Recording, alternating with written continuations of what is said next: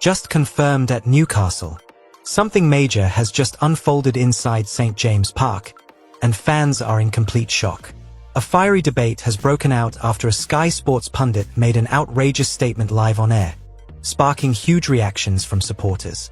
At the same time, there's breaking transfer news involving a long-serving Magpies defender who could be heading out in January. But that's not all. Behind the scenes, two key figures are quietly shaping the club's long-term destiny. And just when you thought it couldn't get any bigger, an unexpected voice from another Premier League side has praised the transformation led by Eddie Howe. Words that every Newcastle fan will love to hear. There's controversy, transfer drama, leadership changes, and well-deserved recognition, all in one explosive update. So before we get into it, make sure you subscribe to the channel and turn on the bell icon, so you never miss the latest from Newcastle United. Nick Woltemade has suddenly become the centre of a storm in English football, as his treatment by Premier League referees continues to divide opinion. During Newcastle's 2-1 win over Fulham, the towering 6'5" striker was repeatedly fouled, yet the referee Peter Banks turned a blind eye every time. Fans inside St. James Park were furious, watching Issa Diop and Calvin Bassey grab, pull and shove the German forward with no punishment. The sense of injustice was so intense that Banks was reportedly removed from the game at halftime, sparking a furious debate about the consistency of officiating across the league. Paul Merson, the former Arsenal midfielder turned Sky Sports pundit, weighed in live on air, and his comments left Newcastle fans seething. Merson suggested that Woltemade will struggle to get on with referees if he continues to complain about rough treatment from defenders. He compared the youngster to Peter Crouch, saying both tall strikers often suffer from being too physical for officials' liking. Merson insisted that defenders would always try to wind him up, saying it's part of Premier League life and something Woltemade must learn to handle if he wants to thrive in England. Merson went on to admit that he actually likes Woltemade as a player, calling him skillful with his feet and smart on the ball. He praised the striker's ability to link up play, hold possession, and bring teammates into the game, describing him as a technically gifted footballer rather than a simple target man. However, he also said the youngster is finding life difficult because he's constantly double-marked. "They'll get tight to him," said Merson, "because if they don't, he'll cause them all sorts of problems." Those words summed up how defenders now see him as a serious threat. The discussion took a strange turn when Merson recalled an incident involving Arsenal defender Gabriel. According to Merson, during Newcastle's clash with Arsenal earlier this season, Gabriel gave Woltemade a little punch, a remark that stunned the Sky Sports studio. The comment reignited anger among supporters who believe referees have failed to protect their striker from constant aggression. Many fans flooded social media demanding fairer treatment, arguing that if similar fouls were committed against a more high-profile player, they'd result in instant yellow cards. It's a double standard that has become increasingly hard to ignore. In the eyes of Newcastle supporters, this issue is not just about one player, it's about respect. They feel Woltemade has been unfairly singled out simply because of his height and physical strength. When a smaller player is nudged, it's a foul. When Woltemade is grabbed, it's good defending. Eddie Howe, though usually calm, is believed to be furious behind the scenes. The manager reportedly spoke with the club's hierarchy after the Fulham match to raise concerns about the pattern of officiating decisions that seem to go against Newcastle's new forward time and time again. Privately, sources close to the club suggest that Newcastle may even request a review from the Premier League's refereeing body, known as PGMOL. The goal isn't to create drama, but to seek consistency. Howe understands that Woltemade's size and style naturally attract contact, but what frustrates him most is the lack of protection for a player who's simply trying to play fair. As one insider put it, Eddie doesn't want special treatment, just equal treatment. That sentiment perfectly captures how Newcastle's dressing room feels about the whole controversy. Former players and pundits across the country have offered mixed reactions. Some agree with Merson's view that Woltemade must adapt, while others believe referees are setting a dangerous precedent. If the league allows persistent fouling of tall forwards, they argue, then the game's balance is lost. Alan Shearer himself, speaking on BBC's Match of the Day, hinted that Woltemade reminds him of his early days, when defenders constantly tried to rough him up. "I learned to give as good as I got," Shearer said, but that shouldn't be necessary if referees do their job properly. Despite the controversy, Woltermade's attitude has impressed many within the club. He has refused to lash out or respond aggressively, choosing instead to focus on training and performance.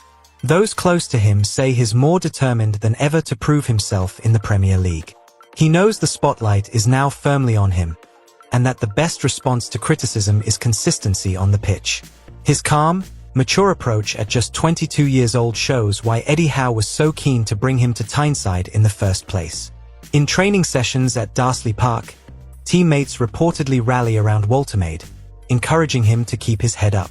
Players like Bruno Guimaraes and Callum Wilson have been quick to remind him that every great striker in England faces similar treatment at some point.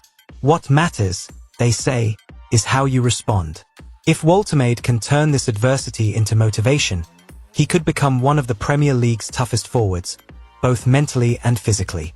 Howe has made it clear he'll continue to support the youngster publicly and privately throughout this period. Looking ahead, Newcastle's upcoming clash with Tottenham will be another big test for Woltermade. Merson predicted that Spurs defenders would try to intimidate him just as Fulham did. But this time, all eyes will be on the referee. Fans hope the officials have learned from last week's uproar and that fairness will prevail. One thing's for sure, Woltermade's reputation is growing, and whether people like it or not, he's becoming one of the most talked about players in the league. For Newcastle, that's both a challenge and a badge of honour.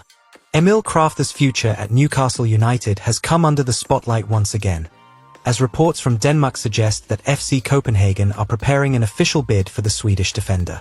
The 31-year-old right-back has fallen down the pecking order at St James Park, featuring just once this season, a 4-1 League Cup victory over Bradford City back in September. Although still admired within the squad for his professionalism and attitude, it's becoming clear that his time in black and white could be nearing an end. With the January transfer window fast approaching, his name has now moved right to the top of Copenhagen's wish list. According to Danish outlet Bold, later echoed by Campo, the Danish champions are ready to make an offer for Krafth when the window opens. Their interest has accelerated after first-choice right-back Rodrigo Huescas suffered a devastating knee injury earlier this month, ruling him out for the rest of the campaign. That blow left Copenhagen scrambling for a quick solution, and Krafth's experience made him an obvious target.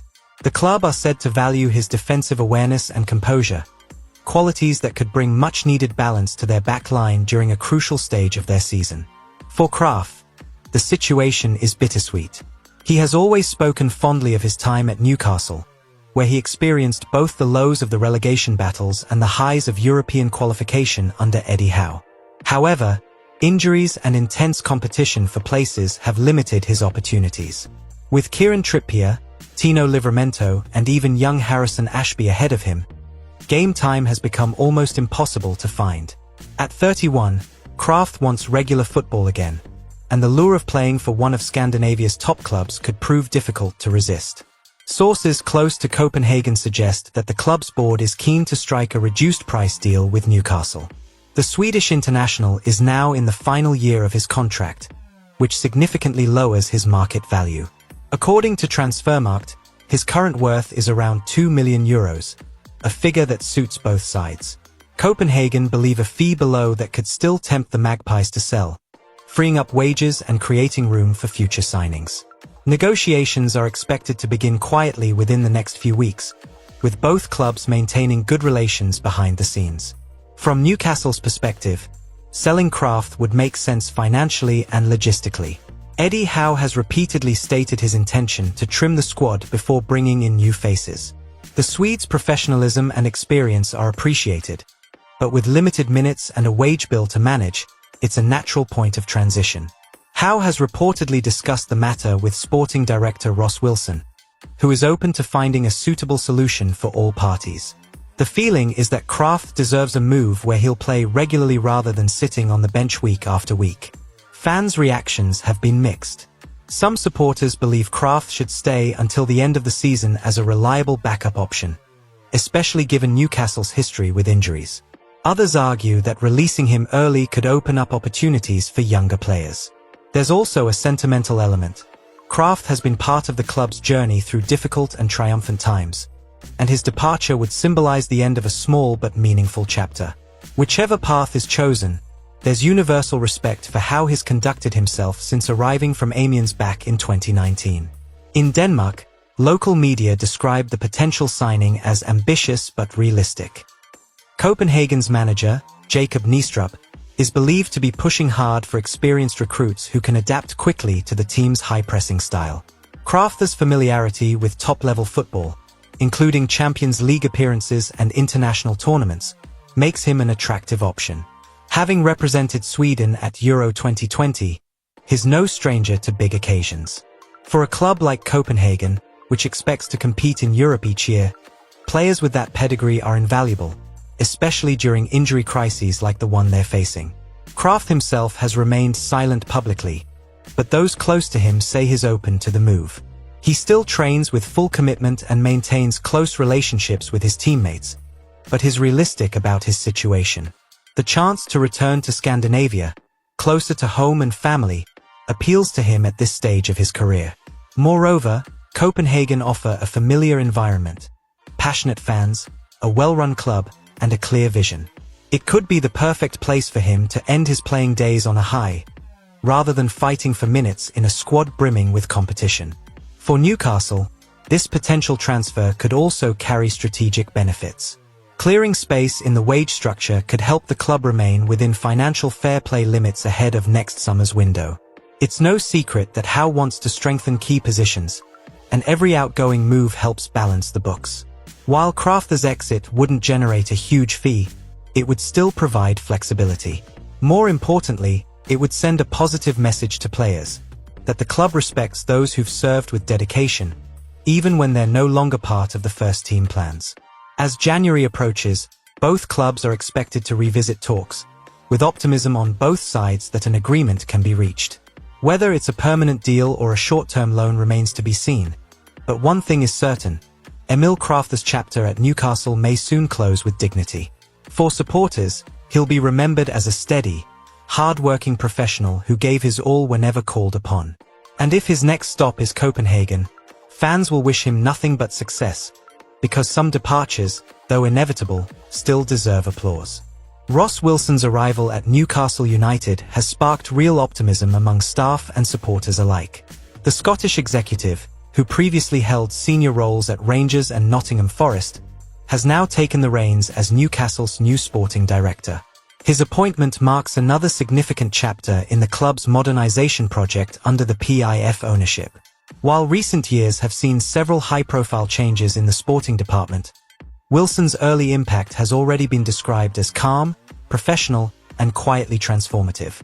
Many within St. James Park believe he could finally provide the long-term stability the Magpies have been searching for. When the PIF took over Newcastle United in 2021, few could have predicted how turbulent the sporting director role would become. Dan Ashworth was first chosen for the position and seemed a perfect fit, but his surprise departure to Manchester United in 2024 left a void. Paul Mitchell then stepped in as his successor, only to leave less than a year later. Such instability created uncertainty during crucial transfer windows, leaving Eddie Howe to juggle squad building amid executive changes. With Wilson now in charge, the hope is for continuity and a clear direction from top to bottom. David Hopkinson, Newcastle's chief executive officer, has played a central role in bringing Wilson to the club. The pair share a strong professional relationship that goes back several years, long before they worked together at St. James Park. According to The Athletic, Hopkinson had been in contact with Wilson for a long period before formal discussions began, suggesting this appointment was far from a sudden decision. Hopkinson reportedly views Wilson as the ideal partner to move Newcastle forward, praising his experience in building sustainable sporting structures at his previous clubs. Eddie Howe has also welcomed Wilson's arrival, describing him privately as a steady hand who understands the club's ambitions. The two have already held several meetings about recruitment, youth development, and squad planning. Sources say their discussions have been positive and productive, with both men aligned on a long-term vision rather than short-term reactions. Wilson's pragmatic approach fits perfectly with Howe's philosophy: measured, methodical, and focused on player growth. For once, Newcastle appear to have a leadership trio: Howe, Hopkinson, and Wilson, who genuinely share the same footballing ideals. Wilson's reputation in football comes from his ability to balance financial control with sporting ambition. At Rangers, he oversaw one of the club's most successful recruitment periods in recent memory, helping bring in players who became key assets both on and off the pitch. At Nottingham Forest, his brief tenure helped stabilize a chaotic structure, though internal politics eventually led to his exit. Those experiences have shaped him into a more resilient and strategic operator.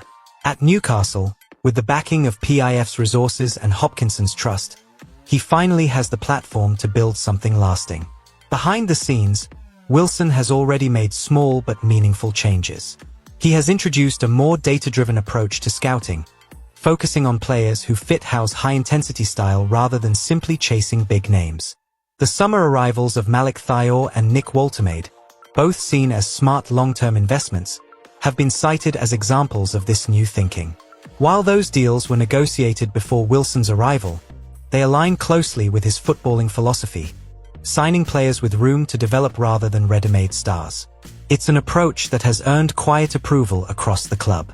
Hopkinson believes this alignment will be key to Newcastle's progress. In his view, the biggest challenge in modern football is maintaining consistency between the boardroom and the touchline. Too many clubs fail because their sporting directors and managers pull in different directions. With Wilson and Howe already working in harmony, Hopkinson expects smoother decision-making and better results in recruitment and player development. Early feedback from the training ground suggests players feel reassured by the club's newfound sense of direction after months of uncertainty. Supporters, too, have noticed the difference. After the turmoil of the previous year, when Ashworth's exit created headlines and Mitchell's short stay caused confusion, the appointment of Wilson feels refreshingly stable. Fan forums and local podcasts have described him as a grown-up in the room, someone who speaks plainly and avoids unnecessary drama. Many fans have praised the club for finally putting together a leadership team that appears united in purpose. The hope is that this behind-the-scenes calm will soon translate into more consistent performances on the pitch. Wilson's biggest challenge will be navigating the upcoming transfer windows. Newcastle's ambitions remain high, but so do the constraints of financial fair play. Striking the right balance between smart spending and long-term growth will test his expertise. Sources say Wilson is already exploring ways to strengthen the club's academy structure, ensuring that homegrown talent becomes a bigger part of Newcastle's future. By developing players internally rather than overspending, he believes the club can compete sustainably with England's financial giants. It's a patient approach, but one that mirrors Eddie Howe's footballing principles perfectly. For now, both Hopkinson and Howe are thrilled with Wilson's start. His calm, strategic mindset has brought renewed focus to the corridors of St. James Park. After years of turnover and uncertainty, Newcastle finally have the right people in the right places. The connection between Wilson and Hopkinson could prove pivotal to everything that follows, a foundation of trust and collaboration that every successful club needs. If they continue on this path, there's every reason to believe Newcastle's future under PIF will be not only ambitious but also sustainably built for the long haul. Thomas Frank has become the latest Premier League manager to heap praise on Eddie Howe for the remarkable transformation he's led at Newcastle United. Speaking ahead of Tottenham's League Cup clash with the Magpies, the Danish coach said Howe's work has been nothing short of outstanding. While many outside the club focus on the PIF's financial power, Frank insists that Newcastle's rise is about far more than money. It's about leadership, structure, and belief, qualities that have turned a once chaotic club into a serious force both domestically and in Europe. The story of Newcastle's rebirth began when the PIF acquired the club in October 2021. Hopes were high but expectations cautious. Everyone knew investment would follow, but few imagined such rapid progress. In just a few short years, Eddie Howe has taken the Magpies from the brink of relegation to Champions League qualification. Under his watch, the club's culture has changed completely. Players, staff, and fans now share one clear identity, built around discipline, unity, and pride in wearing the black and white shirt of Newcastle United. Frank, who built a reputation for overachieving with Brentford, said he's watched Howe's evolution closely. "It's fantastic to see how he's changed things," Frank told reporters. He's not just a good coach, he's a very smart tactician. I've followed his team since Bournemouth, and his consistency is impressive. Coming from a manager known for turning underdogs into contenders, the compliment carried weight. Frank added that Newcastle's football is now structured, energetic, and intelligent, pointing out that they press high and defend as a unit, the mark of a well-drilled side. For Howe, this kind of recognition means more than casual praise.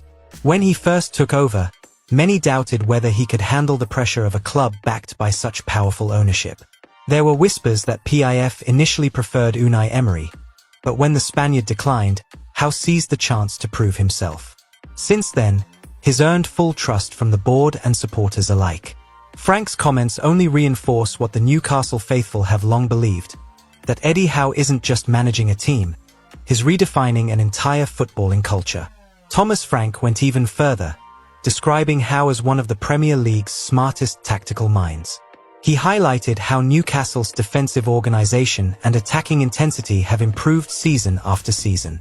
"You can see his fingerprints on every player," Frank said. "They all know exactly what to do. That's the sign of top coaching." It's a sentiment that echoes across the league, as rivals recognize that Newcastle's success is not a fluke. They've become a side built on planning and hard work rather than just financial muscle. The transformation has been so complete that even neutral fans admit Newcastle feel like a completely different club. Gone are the days of off-field drama, managerial sackings, and transfer chaos. Under Howe's steady hand, the Magpies now project confidence and purpose. They've lifted silverware, competed in Europe, and done it while staying true to their identity. Frank's admiration captures what many neutrals think, that Newcastle's rise is one of the Premier League's great modern success stories, a balance of passion, investment, and intelligent leadership. Inside the club, Howe's influence stretches far beyond tactics. He's helped rebuild trust between players and fans, encouraged community engagement, and inspired a new generation of supporters. Players talk openly about how his calm approach keeps them grounded, even in difficult times. Staff describe him as methodical and approachable, the type of leader who listens before acting. It's a far cry from the instability of previous years, when uncertainty often overshadowed performances. Howe's management has brought harmony back to Tyneside, both on and off the pitch. The PIF board, often viewed as distant investors, have reportedly grown increasingly fond of Howe's professionalism. Despite initially having other targets, they now see him as the perfect man to lead their long-term vision. They admire his humility and focus on player development, qualities that align with their ambition to build a sustainable global brand. Insiders suggest that Howe's success has convinced them that stability is as valuable as spending. It's why, even amid speculation about star signings or big-name managers, Howe's position has never been more secure. For Frank, the message was simple. Newcastle's transformation proves that leadership matters more than wealth. He urged observers to give Howe full credit for his work, calling him a role model for young British coaches. The Dane admitted that even he studies how Howe's teams operate, learning from their structure and balance. He's raised the standards for everyone, Frank said, and that's what great managers do. Coming from one of the league's most respected tacticians, it's high praise indeed, and well-deserved. As Newcastle continue to chase more trophies, one thing is beyond dispute. Eddie Howe has changed the club forever. He's built a foundation of professionalism and pride that goes far beyond short-term results. The hunger for silverware remains, but so does the respect he's earned throughout football. Thomas Frank's words only confirm what Magpies fans already know, that their manager is a true leader, one who's guided Newcastle from turmoil to triumph. And as long as Howe's in charge, the black and white dream will only grow stronger. What a week of news for Newcastle United fans. From Nick Woltermade's fiery battle with referees to Emil Crafter's potential farewell, and from Ross Wilson's calm leadership to Thomas Frank's heartfelt praise for Eddie Howe, every story shows how alive this club truly is. Each headline tells a different part of the same tale. Newcastle are fighting, growing, and earning respect. The passion inside St. James Park is unmatched, and it's clear that the Magpies story is far from over. But what do you think? Toon Army. Should referees offer more protection for Woltermade, Or must he adapt to the Premier League's rough style? Do you believe Kraft deserves one last chance before leaving? Or is a move to Copenhagen the right step? Has Ross Wilson finally brought the stability the club needed behind the scenes? And is Thomas Frank right? Has Eddie Howe truly transformed Newcastle into one of England's elite clubs once again? Let us know your thoughts in the comments below. One thing's for sure, Newcastle fans have every reason to feel proud. From the players to the staff and the fans themselves, everyone is part of something special happening on Tyneside. Keep believing, keep supporting, and keep that Geordie spirit burning bright. The best is yet to come under Eddie Howe and this new leadership team. Your passion makes Newcastle United what it is. Wait, before you go, check out this breaking video from Newcastle.